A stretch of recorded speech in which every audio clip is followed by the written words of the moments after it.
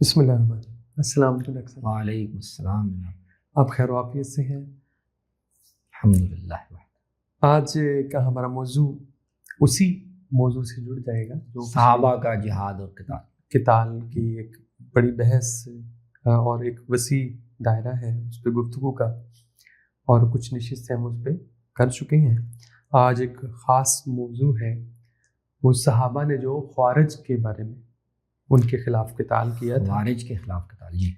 تو میرے سامنے ایک روایت ہے نبی صلی اللہ علیہ وسلم کی، یہ گویا وہ جو 4 تلواریں ہم لے کر چل رہے ہیں، جو ہم نے ایک اس میں سے یہ چوتھی، آپ نے فرمایا کہ چوتھی حضرت تلوار، علی کرم اللہ کا اثر ہے یہ، جی، کہ نبی صلی اللہ علیہ وسلم کو 4 تلواروں کے ساتھ، تو اس میں ایک بھیجا گیا، تلوار اس میں سے چوتھی تلوار المارکین، دین سے نکل جانے والے یا انحراف کرنے والے۔ انحراف، اس کی وضاحت آ گئی میرے سامنے۔ یہ روایت ہے نبی صلی اللہ علیہ وسلم نے فرمایا، ابو سعید خدری سے روایت ہے کہ آپ نے فرمایا کہ میں تو ان لوگوں سے قتال کرتا رہا ہوں جو تنزیل قرآن جن کے لیے مسئلہ بن گیا تھا، میں نے اور قرآن کی تنزیل پر قتال کیا ہے، تنزیل پر قتال کیا ہے، اور میرے بعد ایسے لوگ آئیں گے، تم میں سے ایک شخص ہے جو ان سے لڑے گا، اسے لڑنا پڑے گا جو تعویل قرآن پہ، ان کو اعلیٰ تعویل القرآن، تعویل قرآن پہ جو ہے وہ مسئلہ بنے گا اور اس پہ لڑے گا۔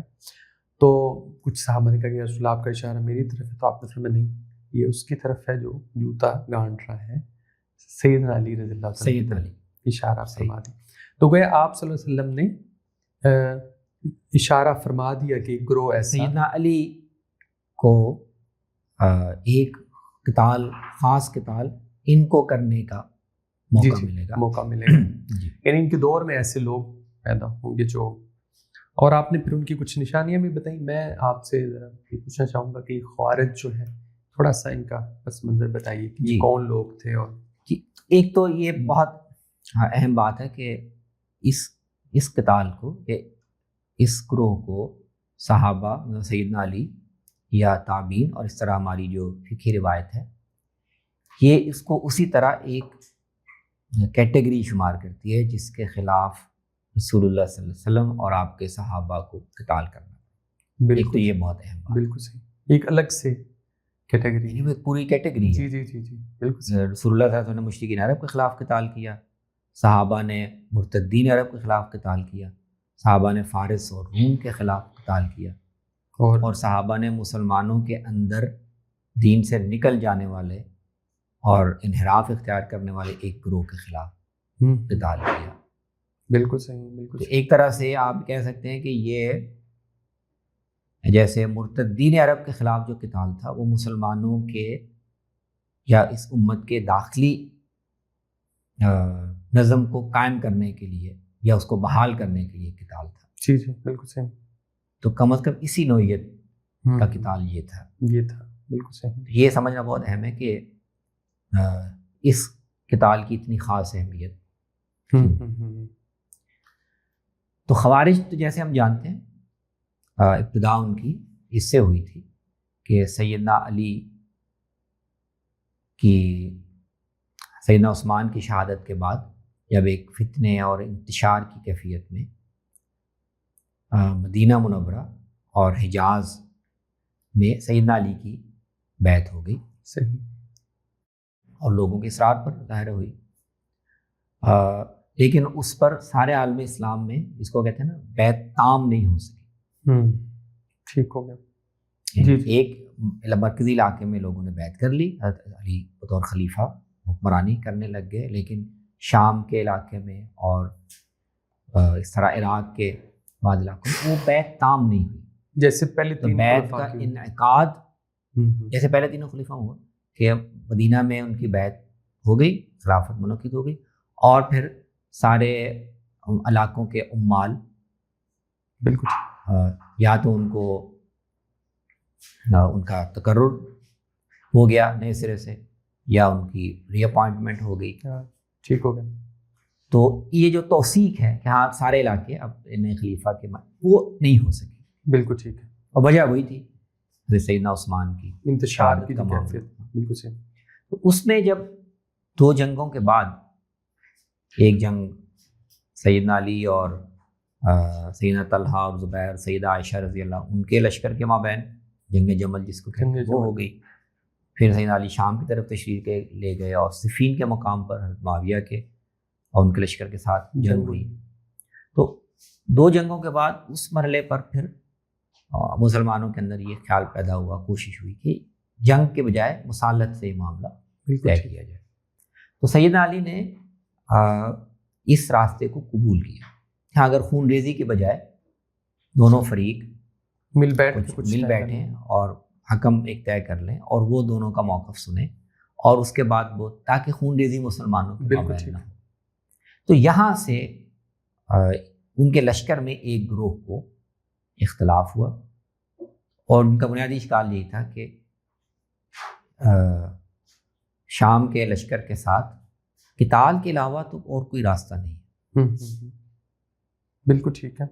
ان کو یا تو یہ سرنڈر کریں اور اطاعت قبول کریں، یا آپ قتال کر کے ان کو تحقیق کریں یا ان کو اطاعت پہ مجبور کریں. صلح کیا معاملہ؟ صلح کا مطلب تو یہ ہے کہ اس کا مطلب ہو سکتا ہے یہ بھی صحیح ہو سکتا ہے ہم صحیح ہوں. تو اگر یہ معاملہ مشتبہ ہے تو پھر تو ہمیں جنگ کرنی نہیں چاہیے تھی. تو یہ ایک رجحان تھا جس کی وجہ سے ایک گروہ سیدنا علی پر معترض ہوا اور پھر یہ لوگ اس بنیاد پر ان سے الگ ہو گئے. اچھا، یہ اختلاف حکمت عملی یا فہم کی حد تک تو ہو سکتا تھا. جی. اس طرح کے معاملات میں اختلاف صحابہ میں پہلے بھی ہوتا ہے. ہو سکتا ہے مرتدین کے خلاف کرنا ہے کہ نہیں کرنا، مانعین زکوٰۃ کے خلاف کرنا ہے یا نہیں کرنا. لیکن جو چیز بالکل نہیں تھی اور جس کی وجہ سے اس گروہ کی ایک الگ حیثیت دے دی گئی مارکین کی، اور نبی صلی اللہ علیہ وسلم نے ان کا ذکر کیا، ان کے خلاف قتال پر بشارت دی کہ قتال، وہ ایک بالکل نئی چیز تھی. وہ یہ تھی کہ انہوں نے تکفیر کا موقف اختیار کر لیا. بالکل ٹھیک. مطلب یہ تھا کہ قرآن کے حکم کو جو جیسے ہم سمجھ رہے ہیں قتال کرنا ہے تو وہ لازماً باطل پر ہے اور ان کے موقف میں کوئی امکان صحت کا نہیں ہو سکتا، اور قتال ہی کرنا ہے، صلح اور مذاکرات کا کوئی، یہ دین کے فہم کا، اور اگر کوئی اس سے مختلف سوچ رہا ہے یا کر رہا ہے تو وہ کافر ہو گیا، واجب القتل ہو گیا. یہ ایک یعنی بالکل ہی مبتدعانہ، بالکل ہی دین میں ایک نیا انداز فکر داخل کرنے والی اور گویا دین سے نکل جانے والی. اس لیے اس کے لیے جو حدیثوں میں تعبیر آئی ہے وہ مارقین کی ہے، ایسے جیسے تیر شکار سے آر پار ہو جائے. یعنی دین نے جو حدود مقرر کی ہیں کہ مسلمانوں کا آپس میں رشتہ کیا ہے، اور ان میں دینی اختلاف، سیاسی اختلاف ہو سکتا ہے لیکن وہ اسلام کے رشتے میں بندھے ہوئے ہیں. جی. تو یہ گروہ اصل میں ان حدود کو توڑ کر مسلمانوں کے اندر تکفیر کے ایک فتنے کی ابتدا کرے گا. اس لیے اس کو بھی ان باقی 3 گروہوں کے مقابلے میں کم تر نہیں سمجھا. بالکل ٹھیک. تو یہ بنیادی معاملہ ہے کہ یہ فقہی، دینی، سیاسی اختلاف کی بنیاد پر مسلمانوں کی تکفیر کرنے. اچھا، وہ مسلمان بھی عام لوگ نہیں ہیں، صحابہ کی پوری جماعت ہے. اچھا، خوارج میں صحابہ کوئی نہیں ہے، یہ اہم بات. وغیرہ صحابہ کی ایک جماعت ہے محدود سی، اور وہ جلیل قدر صحابہ پہ کفر کے حدیث میں ان کے علامتیں ہوں گے. نوجوان قرآن خوب پڑھا ہوا ہوگا، دینی جذبے سے سرشار ہوں گے، لیکن صفحاء الاحلام، عقل کے صفی ہوں گے، کم عقل. لیکن اس کے ساتھ ضام یہ ہوگا کہ صحابہ کی پوری جماعت کو تکفیر کر کے کہیں گے قرآن پر ہم کھڑے ہیں، باقی سب جو ہے وہ باطل سائڈ پہ چلے گئے. تو یہ ان کی یعنی خاص نوعیت ہے جس کی وجہ سے حدیثوں میں بھی ہائی لائٹ کیا گیا. سیدنا علی بھی یہ واضح کرتے تھے کہ یہ مجھے جو قتال کا موقع ملا تو یہ نہ سمجھو کہ باقی ذمہ داریوں سے ہلکی چیز ہے. بالکل ٹھیک ہے. یہ بھی اسی طرح کی ذمہ داری ہے جو میں نے ادا کی. نبی صلی اللہ علیہ وسلم اپنے دور میں ہی ایسے رویے کو نوٹ فرما رہے ہیں. دیکھیں وہ آ کے کہتے ہیں کہ آپ عدل کریں.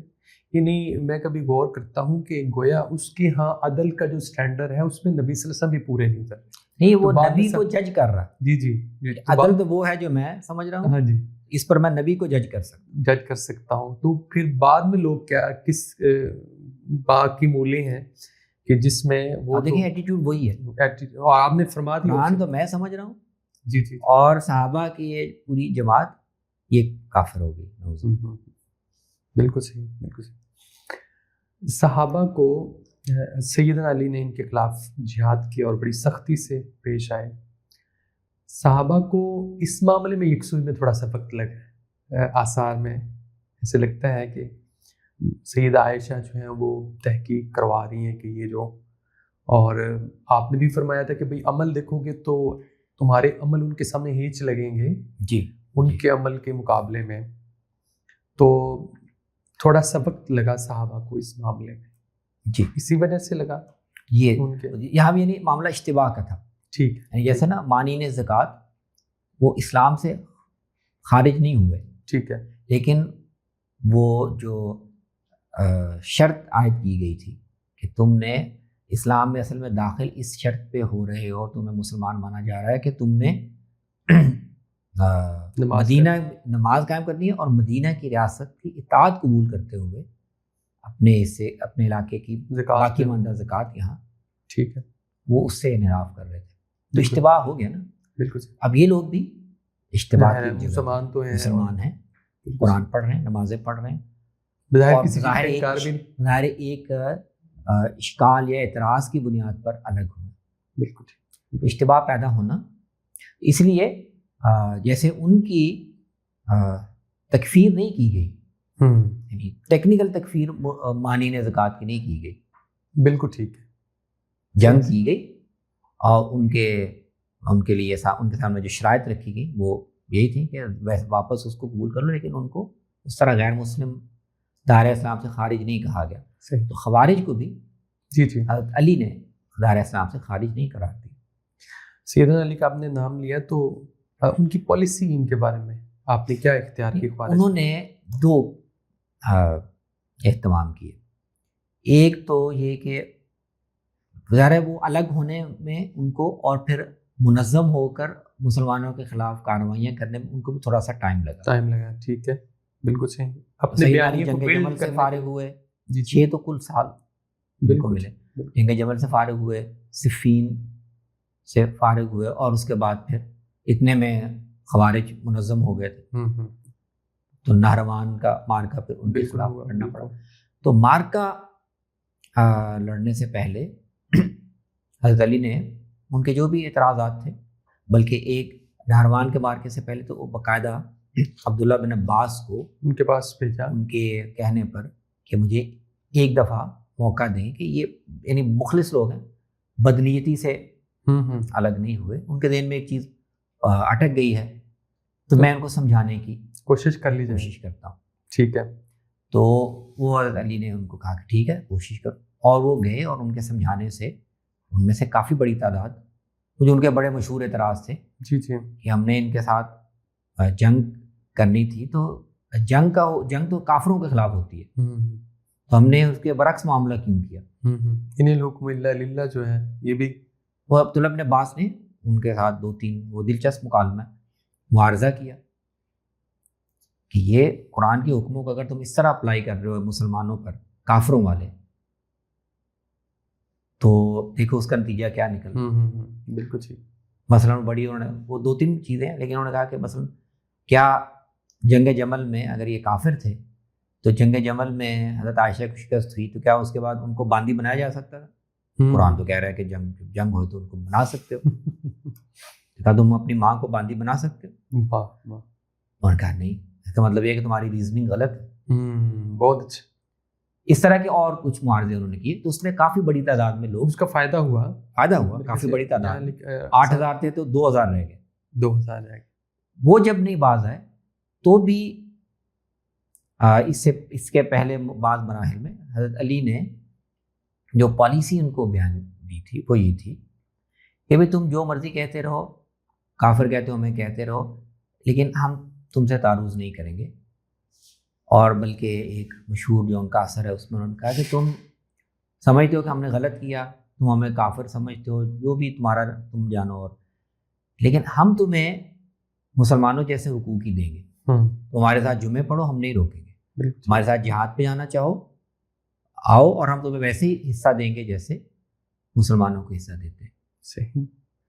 لیکن اگر تم مسلمانوں کے خلاف اقدام کرو گے پھر ہم تمہیں پکڑیں گے، اب تلوار اٹھا لو گے، تلوار اٹھاؤ گے تو پھر ہم تلوار ہم بھی اٹھائیں گے۔ اٹھائیں گے۔ تو پھر ان کی طرف سے اقدام ہوا، انہوں نے ایک صحابی کا نام آتا ہے عبداللہ بن خباب، ان کو شہید کر دیا، پھر اور تب پھر حضرت علی نے ان کی قوت توڑنے کے لیے جب وہ جگہ اکٹھے بھی ہو گئے، جتھا بھی انہوں نے بنا لیا، تو نہروان کے مقام پر انہوں نے پھر ایک فیصلہ کن اور ان کا زور ایک دفعہ جو ان کے دور میں اکٹھے ہوئے تھے ان کی کمر حضرت علی نے توڑی۔ بالکل صحیح، بالکل صحیح۔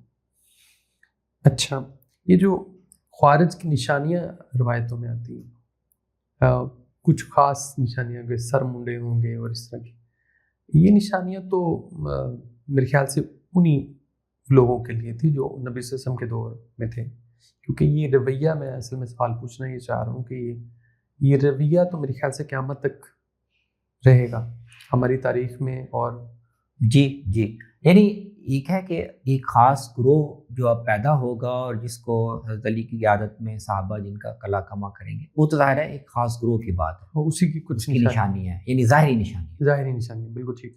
تو ظاہری نشانیاں کہ وہ قرآن پڑھ رہے ہوں گے، بہت نیک ہوں گے، سر منڈے ہوئے ہوں گے، یہ ظاہری نشانیاں تو ان کی ہیں، بالکل ٹھیک۔